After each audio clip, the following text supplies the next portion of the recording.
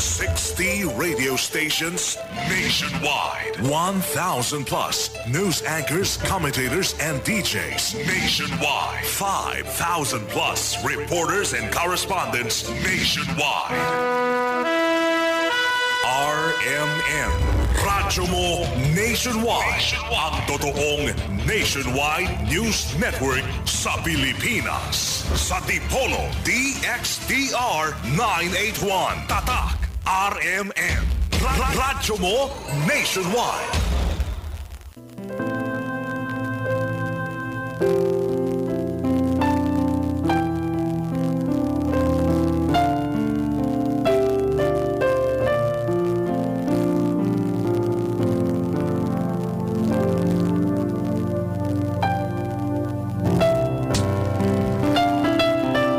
Magandang tanghali po sa mga nakikinig ngayon sa palatuntunang nito. Palatuntunang pinamagatang ang liwanag sa pananampalatayang Katoliko.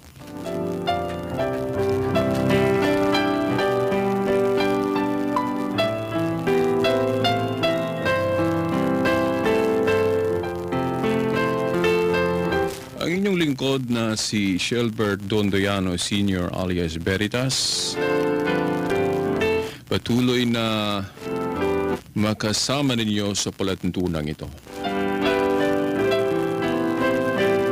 Sa ngayon, wala tayong kasama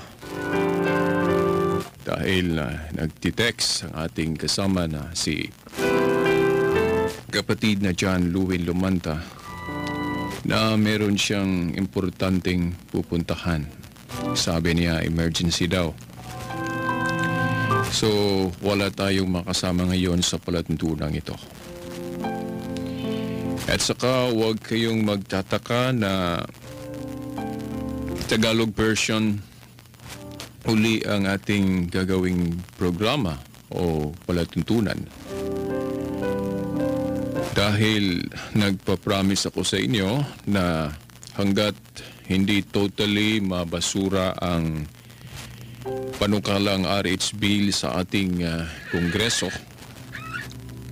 patuloy nating tatalakayin ito sa ating palatuntunan.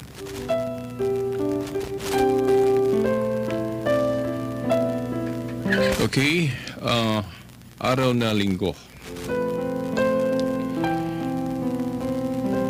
Buwan ng Mayo pa rin tayo at araw na ika-22 mapit sa 22 2011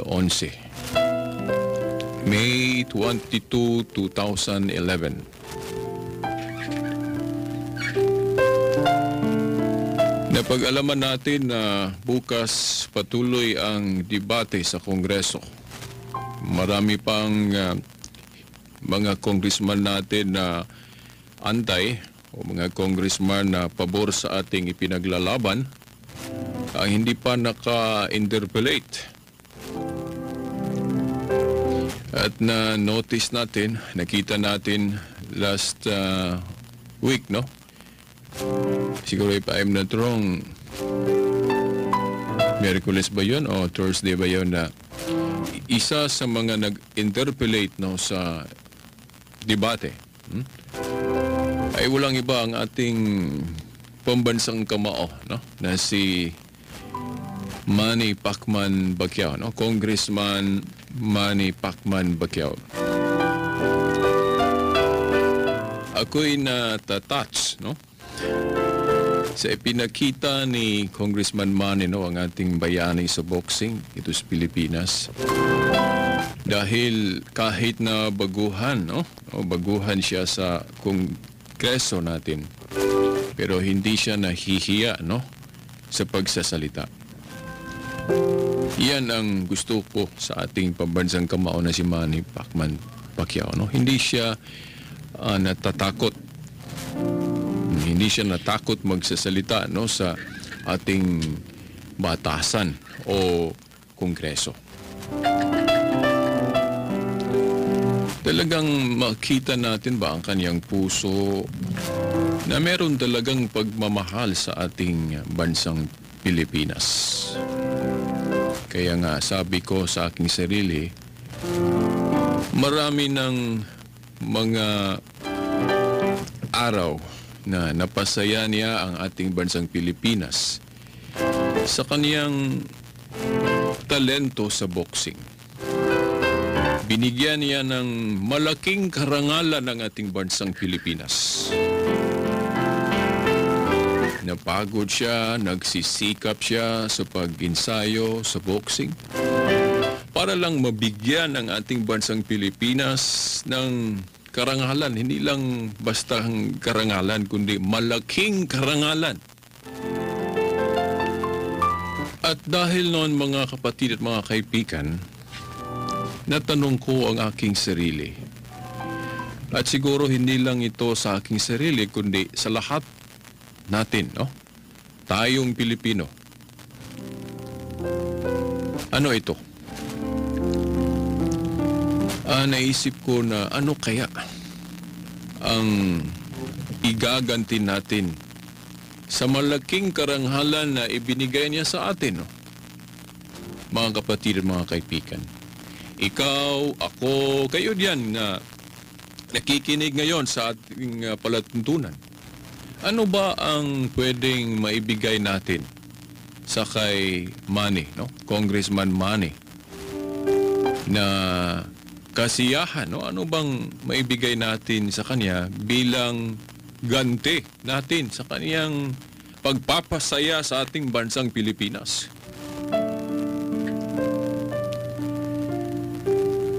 Sa akin, mga kapatid, siguro yung magandang plano niya sa kaniyang pagka-congressman ay ating paboran, no? Sa aking palagay.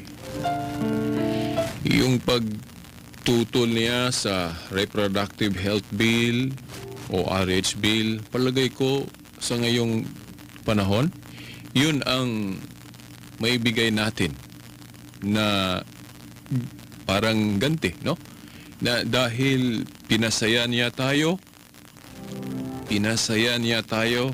dahil binigyan niya ng malaking karangalan ng ating bansang Pilipinas, pasayahin rin natin siya, no? Sa pamamagitan ng pagsuporta kung ano ang plano niya sa Kongreso bilang isang congressman, mga kapatid, mga kaibigan, mga magulang. Ano bang klaseng tao tayo na hindi, no, magbigay ng kasayahan sa kanya na siya nagbibigay sa atin ng kasayahan, di ba? Tuwing may laban siya, tayo nagkakaisa na mapanood ang kaniyang laban. Kahit na ako, no, mga kaibigan, mga kapatid, kung may laban si Manny, hindi ako magla-live program dito sa ating programa dahil gusto kong panoorin, no? Gusto kong panoorin ang laban ni Manny. Biro mo, mga kaibigan at mga kapatid, naisip ko nga na parang nakukonsensya ako noon na sino ba ang uunahin ko? Ang programa ko na ang papasayahin ang Diyos na may kapal na sa itaas o si Manny Pacquiao? Parang nakukonsensya ako noon, pero may espiritu naman, palagay ko, nagsasabi sa akin, no? Nagwi-whisper sa akin na hindi naman yan araw-araw Veritas o Shelbert. Hindi naman araw-araw na panoorin mo si Manny. Marami pang panahon na makagawa ka ng tulumanon or palatuntunan o programa. Pero yung laban ni Manny, hindi yun araw-araw. Diba? So, okay lang sa akin, no? Sabi, no? Okay lang daw sa itaas na hindi ako magla-live program tuwing may laban si Manny na kasabay sa ating programa dito sa estasyon ng RMN Dipolog. So, sumasaya ang puso ko, no? Dahil nasa puso talaga, no, si kasama o ang ating pambansang kamao natin, Manny Pacquiao, no? Ano talaga ang pinaka numero uno na nagustuhan ko sa ating pambansang kamao na si Manny Pacquiao, no, mga kaibigan, mga kapatid? Ang kaniyang pagka-katoliko. Yung kaniyang pagka-honest, no, sa ating pananampalatayang katoliko. Dahil hindi siya nahihiya na magsa-sign of the cross, palagi siyang nagsa-sign of cross tuwing may laban siya. Yung ibang mga boksingero siguro, nahihiya sila na magsa-sign of cross. O meron naman iba magsa-sign of cross pero hindi katulad ni Manny na palagi. Yung iba nga nangangantyaw sa kanya na over daw magsa-sign of cross si Manny. Pero para sa akin, mga kaibigan, mga kapatid, hindi naman masama kung ulit-ulitin natin, no, ang pagsa-sign of cross dahil short prayer natin yan. At saka walang mababasa sa banal na kasulatan na masama. Balikan o kung palagi mong recite o isasalita ang ating dasal o prayer. Merong mababasa sa Biblia na hindi mabuti kung palagi mong i-repeat, no, ang isang word o isang salita na masama. Ibig sabihin, no, na kung ang mga salita na iyong palaging sinasalita, you always repeating the words that is kanabang bad o masasamang mga salita na palagi mong sinasalita, iyon ang masama. Pero yung mga salita na mabuti, may sense, hindi yan masama na you always repeating that words. Meron ba tayong mababasa sa Biblia, mga kaibigan, mga kapatid, na yung mga salita na mabubuti, yung may sense, dapat nating palaging sinasalita ito? Mga kaibigan at mga kapatid, dyan sa Salmo o the book of Psalm, chapter 136, if I'm not mistaken, o kung hindi ko nakakalimutan, Psalm 136. Meron pang iba pero hindi masyadong siguro ako kung iyon ba. Pero ang Psalm 136, parang 90% iyon. Tama yun, no? Siguro babasahin ko o tingnan ko muna dito kung hindi ba ako nagkakamali.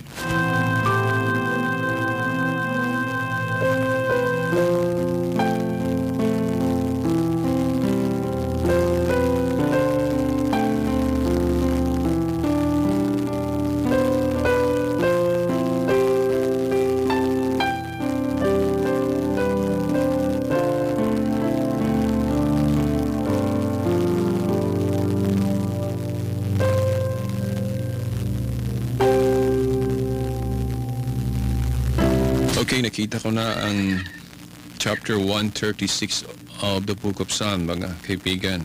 Ating babasahin ito sa salitang Ingles dahil ang Biblia na nadala natin ngayon ay isang Ingles na Biblia, ang the King James version of the Bible.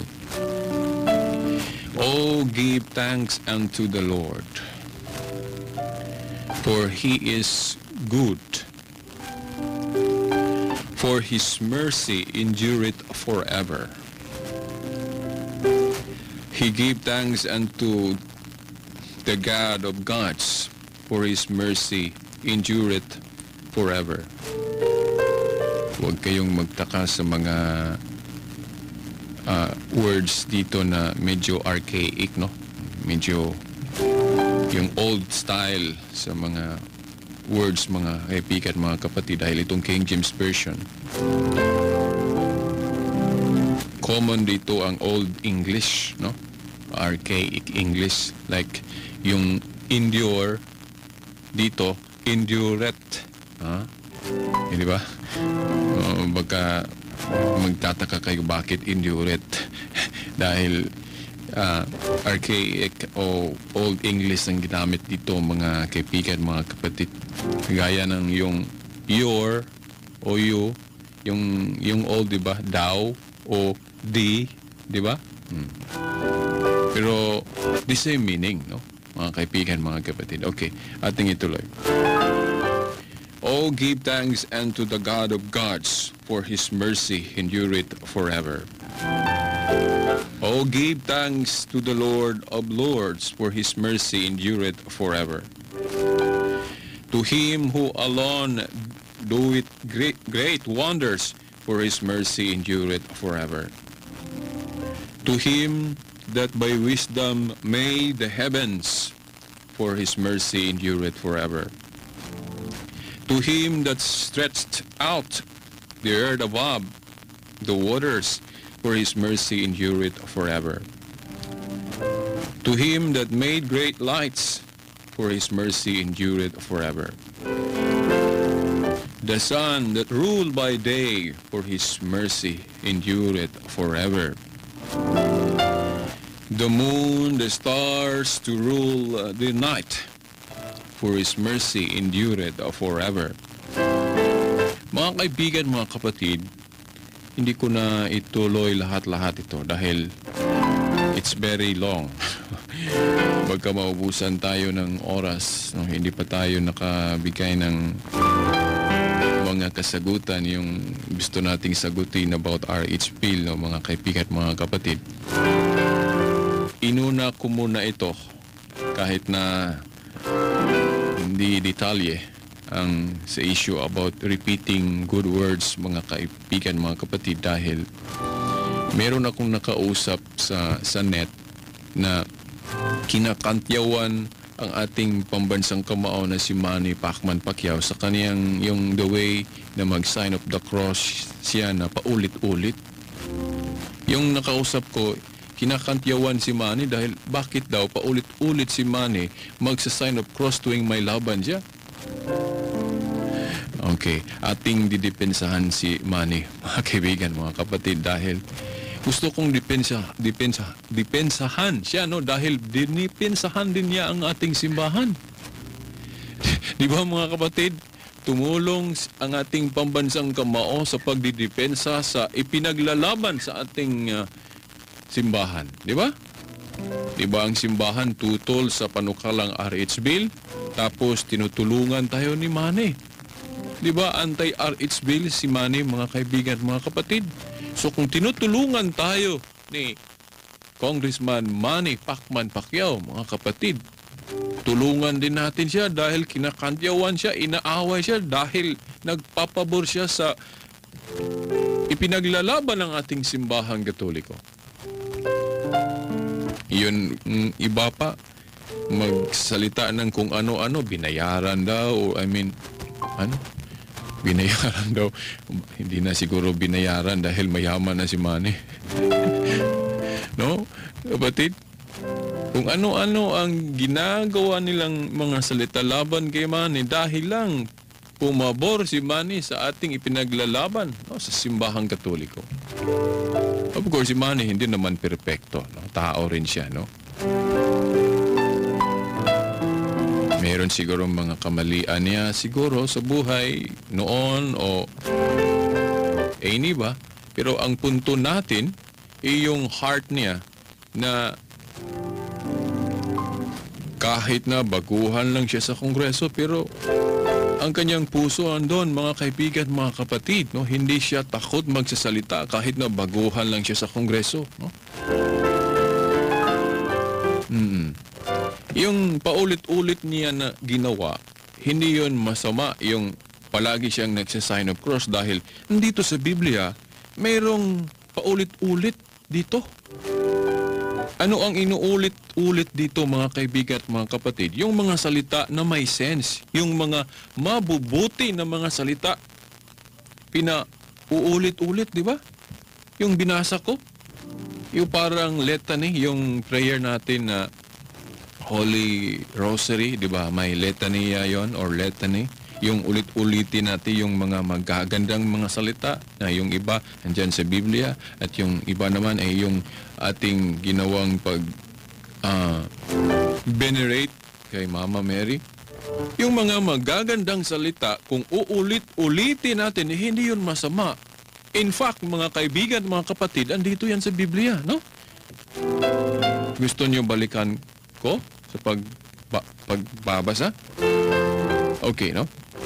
Hindi lang Bisaya ang Biblia ko na dinala dahil Tagalog version ng ating programa o palatuntunan.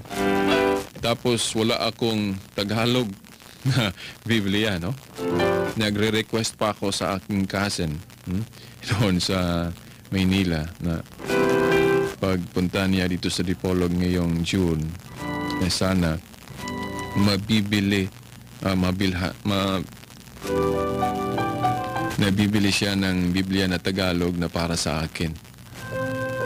Para magpa-practice ako ng Tagalog para tuluyan na siguro ang Tagalog version ng gagawin nating programa para ang ating evangelization o apologetic evangelization nationwide ang dating, hindi lang para dito sa ating ating lugar ng Dipolog, kundi the whole Philippines ang dating dahil meron na tayong internet, online na ang RMN Dipolog. So may plan, no, na ang ating programa dito sa RMN Dipolog fully na Tagalog version para malawak ang dating, no, para yung mga samahan natin kung saan mang lugar dito sa Pilipinas sila, meron na silang internet, mapakinggan nila ang ating palatuntunan. Okay, yung word dito mga kaibigan at mga kapatid. Oh, give thanks to the Lord of Lords, for His mercy endureth forever. Itong mga salita nito, for His mercy endureth forever. Inulit-ulit ito. Paulit-ulit itong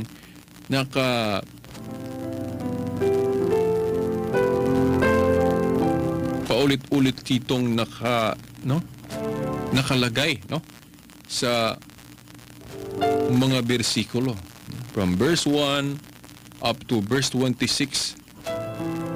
Paulit-ulit na sinama ang mga salita na for His mercy endureth forever. To Him that by wisdom made the heavens, for His mercy endureth forever. To Him that stretched out the earth above the waters, for His mercy endureth forever. To Him that made great lights, for His mercy endureth forever. Parang litany, di ba mga kaibigan, mga kapatid? So ito ang proof natin, prueba, na yung mga salita na hindi bad o hindi masama, kung ulit-ulitin natin, okay yun. Yung ginawa ni Manny na palagi siyang nagsa-sign of the cross, mabuti yun, di ba? Yung sign of the cross, sinasalitan natin, sabay, sa pagsa-sign of the cross, ang pangalan ng Ama, ng Anak at ng Espiritu Santo, di ba, mga kapatid? Anong sama nun na sinasalita natin sabay sa pagsasign of the cross yung Ama, ng Anak at ng Espiritu Santo, o kahit na yung sign lang, yung sign of the Trinity, God, Son, and the Holy Spirit. Masama ba yun mga kaibigan, mga kapatid? Hindi. Dahil Ibig sabihin yon, yung magsa-sign of the cross tayo na naniniwala tayo sa Ama, ng Anak at ng Espiritu Santo. Kaya tinatik natin sa ating katawan. As a sign na tinatanggap natin ang Ama, ang Anak at ang Espiritu Santo. Paulit-ulit yan na ginawa ni Manny. So kung may laban siya, di ba? So palagay ko, yun siguro ang pinaka-reason, no? Dahilan kung bakit malakas siya. Dahil more prayer, more power, di ba? Yung prayer mo, malalim, di ba? Yung dadating na siya sa ring, hindi pa i-start ang boxing, luluhod siya sa yung may side nun at nagpipray. And then pag laban na, parang lahat na round siguro magsa-sign of cross siya, di ba? Pero kinakantyawan si Manny sa ginawa niyang yan.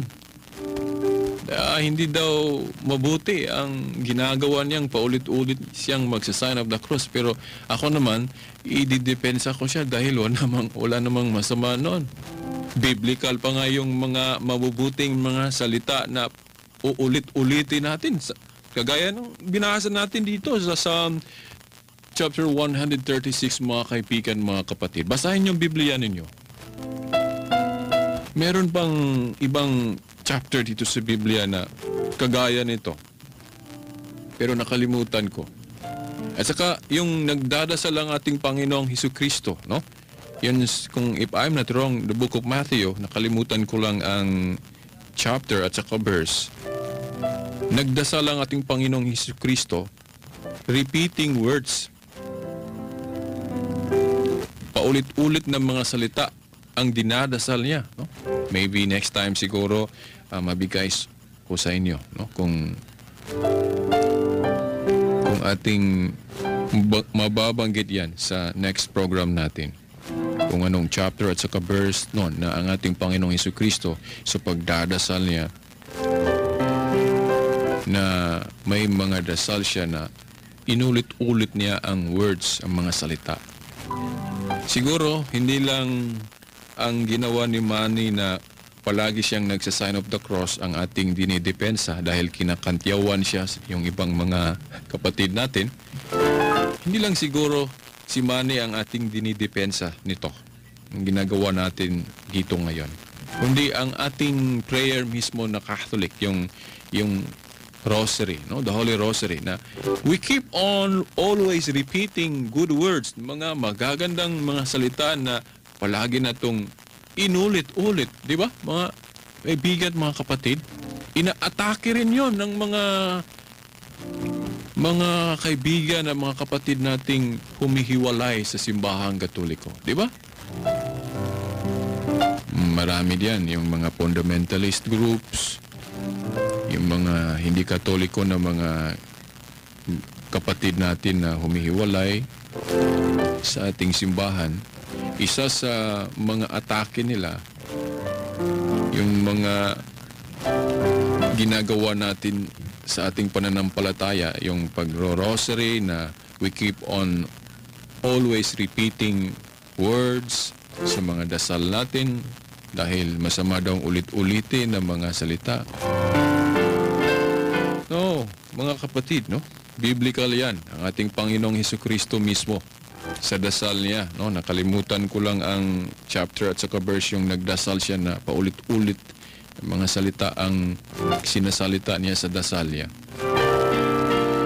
Yung sinabi ng Biblia na masama ang paulit-ulit sa pagsasalita kung mag-pray ka, yung mga salita na hindi mabuti.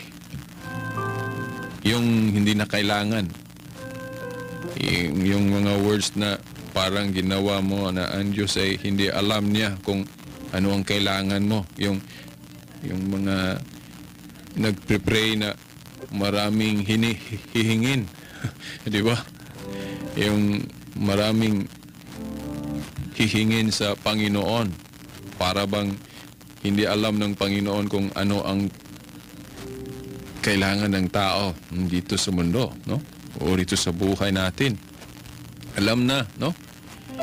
Yung mga prayer natin, very short lang yan. Sabi ng iba, bakit mataas? Mataas, very long because we keep on repeating, no? Inulit-ulit natin, kaya tumataas ang prayer natin, pero short lang yan. So, ang example natin yan, halimbawa natin yan, makikita sa Biblia, itong sa Psalm 136 at saka yung dasal ni Kristo, nakalimutan ko lang ang chapter at verse, na yung mga word na mabubuti sa dasal niya, inulit-ulit niya at hindi yun masama.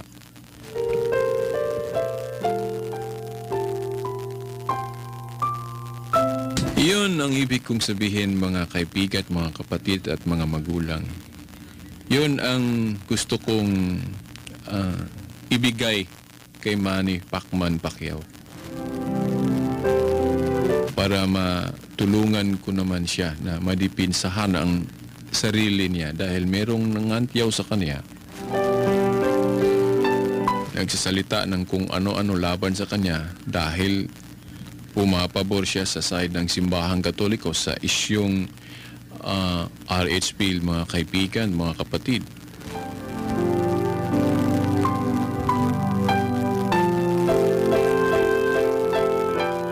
So yung naisip ko na ano kaya ang maibigay ko, no, sa aking sarili na bilang ganti ko sa kanya dahil sa tuwing may laban siya, sumasaya ako dahil always, no, palagi siyang mananalo. Especially na ako ay Katoliko, and then nasisiyahan akong makikita siya na hindi niya ihiwalay ang kanyang faith, no, ang kanyang paniniwalang Katoliko, no, na ang Diyos magbibigay ng lakas. Kaya nga yung short prayer na sign of the cross palagi niyang, no, ginagawa. Wala pa akong nakitang boksingero na ano yun sa Tagalog? Yung palaging nagsa-sign of the cross, yung may paligsahan sa ganyan, mga kaibigan, mga kapatid, kung meron pang competition, yung paramihan, no? Top-notcher din si Manny yung pagsa-sign of the cross, no? Kung gawin nating competition yun. Dahil wala akong nakitang boksingero na palaging nagsa-sign of the cross sa ring, no? Kung may laban. Meron, pero hindi katulad ni Manny nga always, no? Parang for every round nagsa-sign of the cross, di ba? So, meaning hindi niya hinihiwalay yung faith niya, yung paniniwala niya na ang lakas talaga nagmumula sa itaas.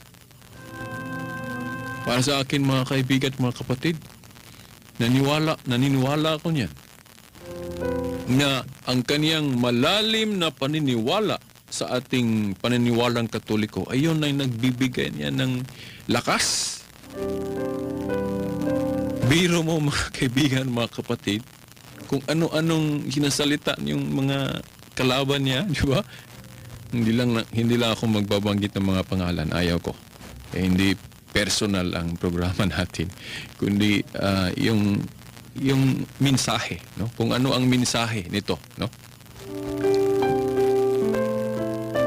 Yung sinama ang faith, no? Paniniwala, no? Sa kung ano man ang gagawin natin dito sa mundo. Gaya ni Manny na palaging nagsisign of the cross dahil naniniwala siya na ang ating prayer, ang ating paniniwala is the primary source of power, no? Lakas. Anong sinabi yung kalaban niya? Kaya nanalo si Manny palagi dahil nag-asteroid daw, nagda-drugs daw, kung ano-anong mga salitang sinasalita. Dahil pambihira daw ang lakas ni Manny, parang hindi daw tao. Yung malalaking mga kalaban, bakit natalo niya? Hindi naman daw Biblia ang labanan sa boxing, yung laban ni Goliath at saka ni David. Hindi naman daw Biblia yung dyan sa ring na tinalo ni David si Goliath. Totoo naman daw to. Bakit? Anong ibig sabihin nila? Hindi totoo yung nangyari sa panahon ni David at saka ni Goliath? Totoo yun. Nasa history ng paniniwala natin yun, mga kaibigan, mga kapatid. Ni-repeat lang, no? Naulit lang kung anong nangyari sa panahon ni David, yung natalo niya yung malalaking kalaban niya na si Goliath. Naulit yon, no? Yung sinabi nila, history repeats itself. No, naulit sa laban ni Manny dahil marami ng malalaking kalaban niya. Napatumba niya. Na dahil kahit na maliit lang siya, yung mga kalaban naman, nagda-drugs, kung ano-ano, nag-asteroid daw. Dahil pambihira daw ang lakas ni Manny. Pero sa akin, mga kaibigan at mga kapatid, ang paniniwala niya na Katoliko, na hindi siya nahihiya, palagi siyang nagsa-sign of the cross, yan ang source of power, mga kaibigan, mga kapatid. Kaya siya palaging nananalo. Kaya kung si Manny nakikinig ngayon sa programang ito, ang aking gusto lang sasabihin sa kanya na patuloy mo, Manny, yung humility mo. Yung hindi ka hambog, no? Yung palagi kang magpakumbaba. I'm very sure yung power mo na malakas mananatili yon sa inyo. Yun lang, no? Okay, meron yung istorya, no? Ibang story na nakita ko sa TV na merong actor sa moving iyon na nakita ko na palagi siyang nanalo kung magpakumbaba siya, yung may humility siya. Pero nagsimula na yung pride niya na tumataas na, biglang natalo siya. Siguro yun ang gusto kong sabihin sa kay Manny kung may chance na makausap ko siya o kung makarinig siya sa ating programa, no? The Light of the Catholic Faith o ang liwanag sa pananampalatayang Katoliko. Ang gusto ko na panatilihin ni Manny, no? Ni Congressman Manny yung attitude niya na magpakumbaba, na may humility siya. Dahil kung palaging may humility siya, mapakumbaba siya, iyon ang source ng power niya. Dahil ang Panginoon talagang magbibigay sa iyo ng lakas.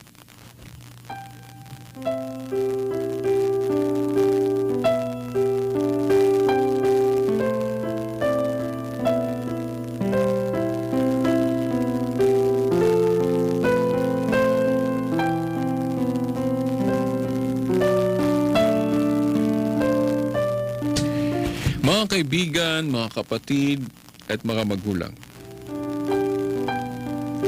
Pag-usapan natin siguro mga 15 minutes na lang. Dahil 15 minutes na lang ang ating palatuntunan. Mataas na tinalakay natin ang tungkol sa kay Manny. Yung may kumakantiyaw sa kanya, nagsasalita ng kung ano-ano, dinidepensahan natin siya dahil dinidepensahan din niya ang ating paniniwala, di ba? So yun ang ganti ko sa kanya.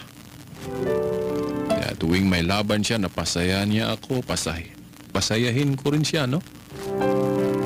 Na malaman niya na dinidepensa natin ang kanyang palaging pagsasign of the cross.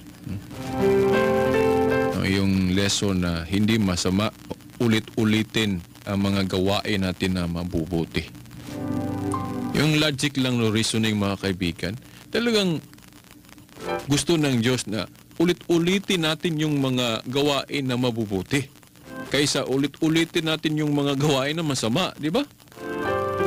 O ngayon, ating simula na ang pagtalakay na yung patuloy na pagtalakay ng RS Bill kahit na late na lang, no? O kaunti na lang ang ating oras. Yung paggamit natin ng mga contraceptives like condom, yung IUD, yung iba magpa-bisectomy, o kung anong mga klase-klaseng contraception.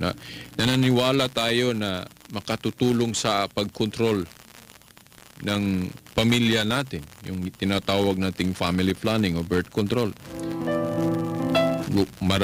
Marami sa atin na gumagamit niyan. Pero ang ating simbahan noon pa ay hindi nagtuturo sa atin. No? Nating mga Katoliko na gumagamit tayo niyan, di ba? Pero hindi tayo sumusunod, di ba mga kaibigan, mga kapatid? Marami sa atin nag-use, no? Nagagamit ng condom o ano pa, nagpa-bisectomy, nagpa-ligate. Pero ang ating simbahan noon pa man ay hindi nagtuturo ng ganyan. Ang itinuro lang ng ating simbahan ay yung natural family planning. Yung mag-abstain ka, no? Na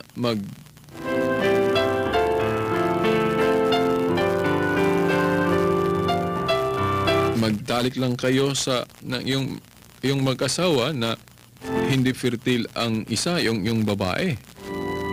Kung halimbawa yung nahihirapan kayo, mahirap kayo, hindi nyo kayang maraming anak, ang itinuro ng simbahan ay yung natural family planning. Yung iba, sabi nila, ang simbahang Katoliko daw ay walang family planning. Mali yun mga kaibigan at mga kapatid at mga magulang.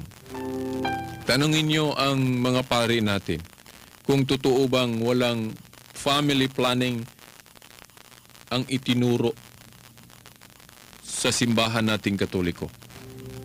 Mga kaibigan, mga kapatid, wala pa ang ating gobyernong Pilipino o wala pa ang gobyerno natin sa Pilipinas, ang simbahang Katoliko, andiyan na. Mag 2,000 years na ang ating simbahang Katoliko.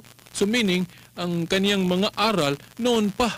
Meron na siyang mga aral noon pa. Wala pa na perform ang ating bansang Pilipinas. Meron ng mga aral ang simbahang Katoliko, mga kaibigan, mga kapatid.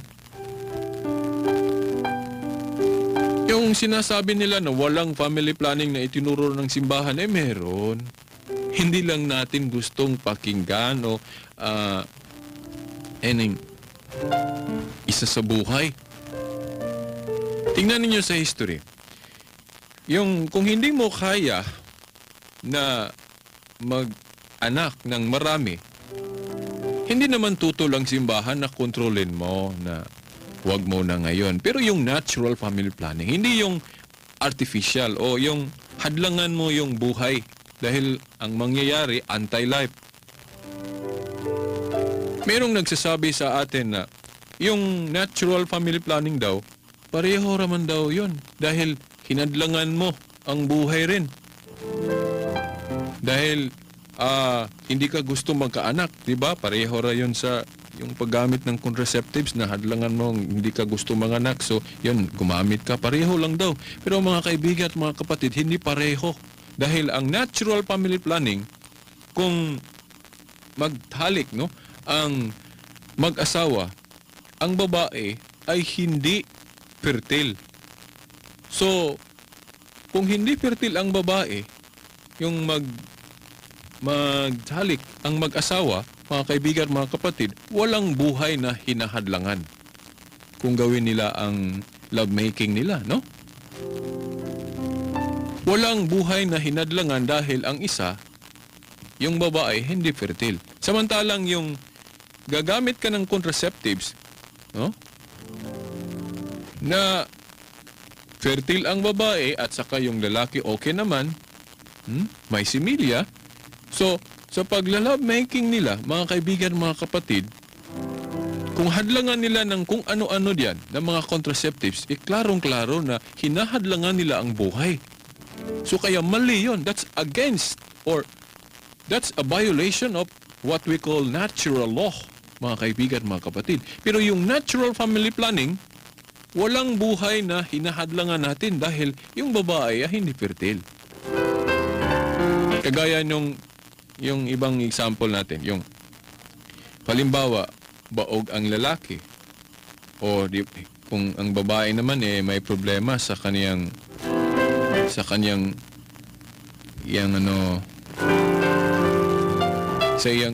organ, no?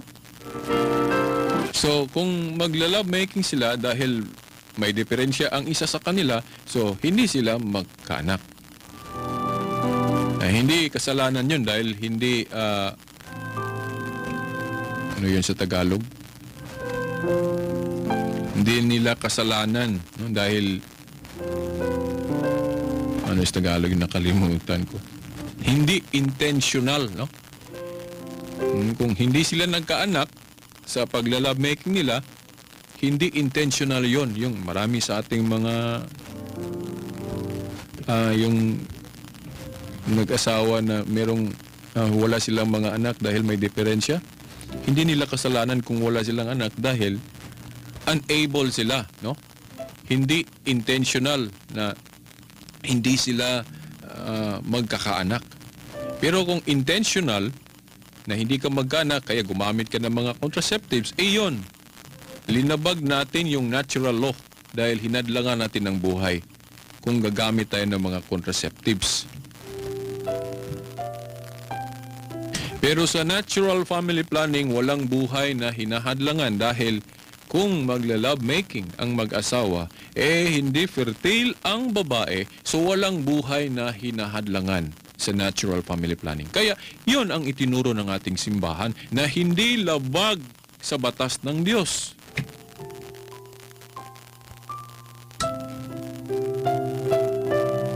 Kung may magtanong man na nakikinig ngayon na meron ba yan sa Biblia, anong proof mo veritas?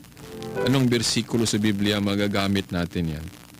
Magagamit natin in support sa ating sinasalita ngayon. Paulit-ulit ko nang sinabi noon pa. Yung Hineses Kapitulo 38, versikulo 8 hanggang 10. No? Genesis chapter 38, verse 8 to 10. Basahin niyo mga kaibigan, mga kapatid. Yan ang talata ng Biblia na ginamit ng ating simbahan na bilang proof o pagpapatunay na ang ating Diyos sa langit tutol talaga sa contraceptive mentality, mga kaibigan. Yung nangyari kay Unan na nag-contraceptive siya mentality, na hindi siya gusto magkaanak. Yung ginawa niya, no? Anong ginawa niya? Nagwe-withdraw siya. Yung sa, if I'm not wrong, in Latin ba yun? Yung coitus interruptus, withdrawal. Ginamit niya, yung binuhos niya ang kanyang semen sa lupa. Parang hindi siya magkaanak. Anong nangyari?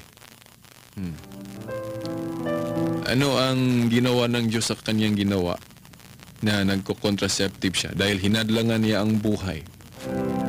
Pinarusahan si Una ng kamatayan. Di ba mga kaibigan, mga kapatid?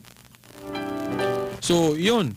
Hindi lang ang Katoliko ang gumamit ng talatang yon, mga kaibigan, mga kapatid. Even yung mga naunang Protestante, yung sinabi natin sa ibang programa natin na nagawa natin na yung mga prime movers ng Protestante, siguro mga ama ng Protestante, yung si Martin Luther, si Calvin, si John Wesley, no? Nababasa ko yung mga tinuturo nila noon.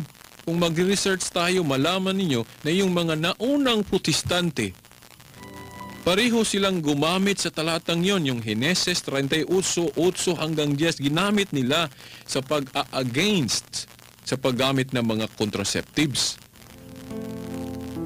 Ibig sabihin, ang mga orihinal na Protestante noon, hindi sila tumututol sa itinuro ng simbahang Katoliko when it comes to family planning, mga kaibigan, mga kapatid. Nagtuturo ang simbahang Katoliko ng family planning. Pero yung family planning na naaayon sa batas ng Diyos. Mga kaibigan.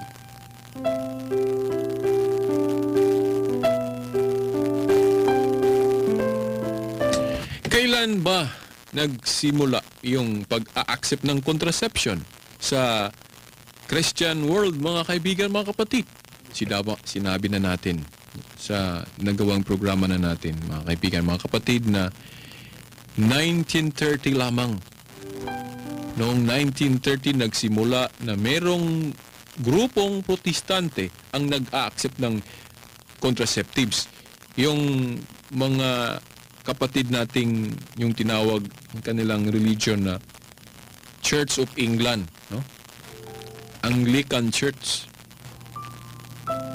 Sila ang unang nag-a-accept ng contraception. Meaning, yung unang mga protestante, tutol sila sa paggamit ng contraceptives. Meaning, nag-a-adhere sila, no? Hindi nila tinutulan ang paniniwalang Katoliko na masama ang paggamit ng contraceptives sa family planning. Pero pagdating ng 1930, yung grupo ng mga protestante na tinatawag ng Anglican, no?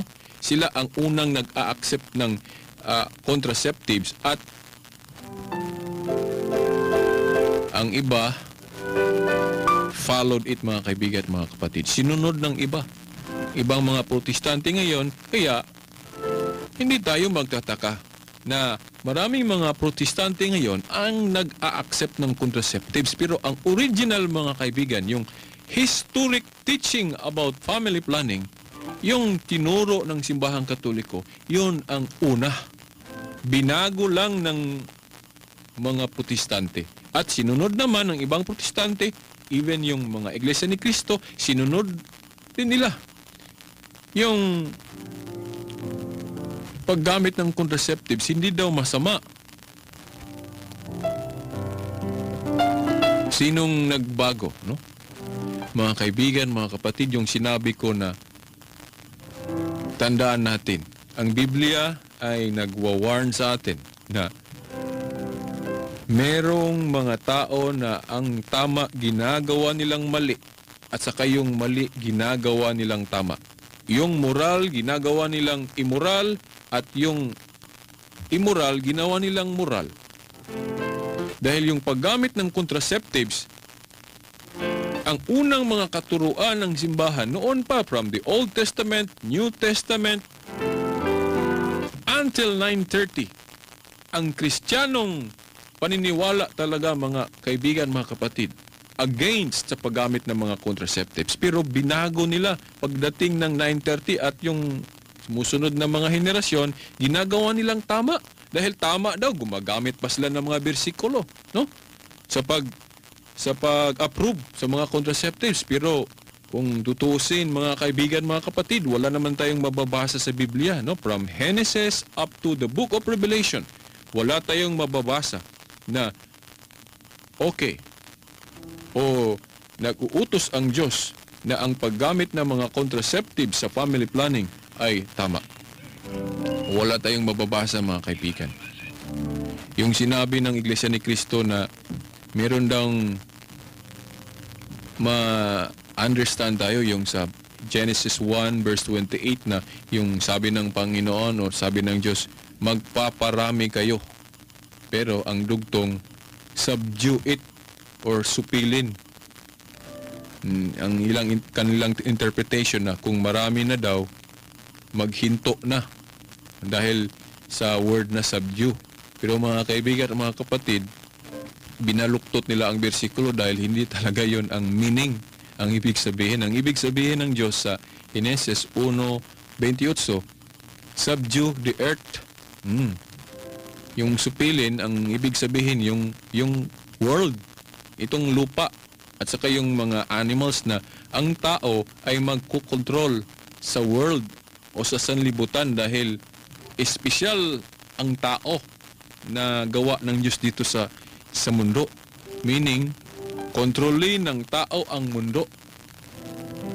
Mga kaibigan, mga kapatid, na ang tao ang siyang maghahari sa sanlibutan, hindi ang mga animals, hindi ang mga hayop. Yun ang ibig sabihin.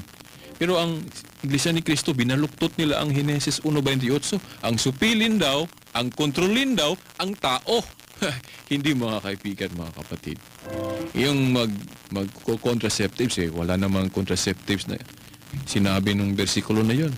At saka yung ginamit ng simbahang Katoliko na yung about natural family planning, ginamit din nila. Na sabi nila, immoral daw yung natural family planning. Ang tama, ginawa nilang mali. So, ang sabi ng Biblia, merong mga tao na ang mali ginagawang tama at yung tama ginagawang mali. Ngayon mga kaibigan, sino ang nasa katotohanan ngayon?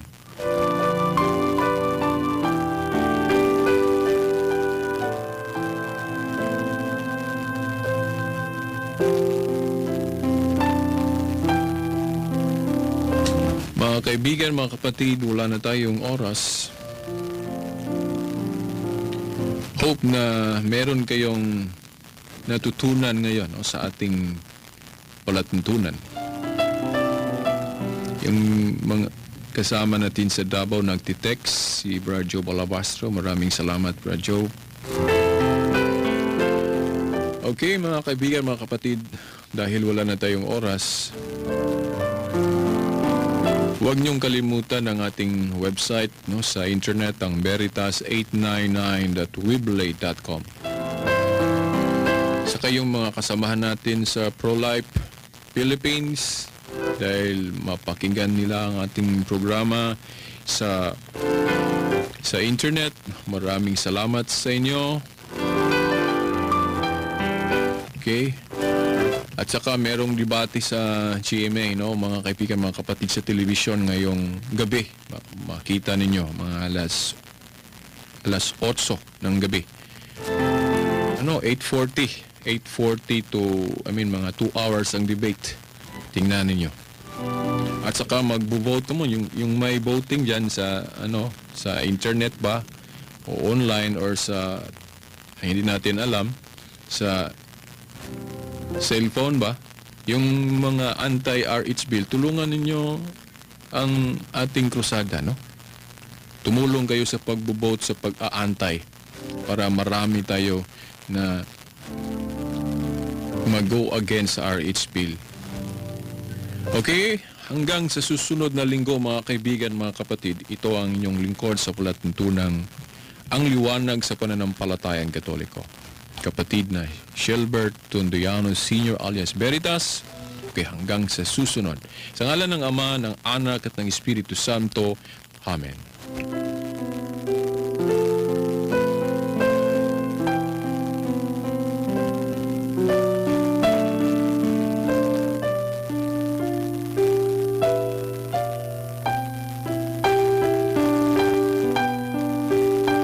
Radyo mo nationwide.